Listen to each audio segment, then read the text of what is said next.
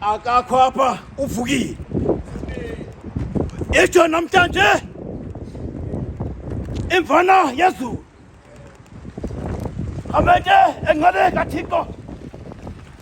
sihamba apha kwezi strato zelikhaya sivakalisa into ebeyithethe ngaphambili uYesu Kristu amadoda bengonwabanga izolo enqunga ilali jikeleza esithi lo mnatekisi wayethe ngemini yesithathu wabuya vuke ekufeni namhlanje sifumana amazwi xa efika uMariya wasemagadala rhamente engcwele kaThixo efike engcwabeni bafika apho sikhona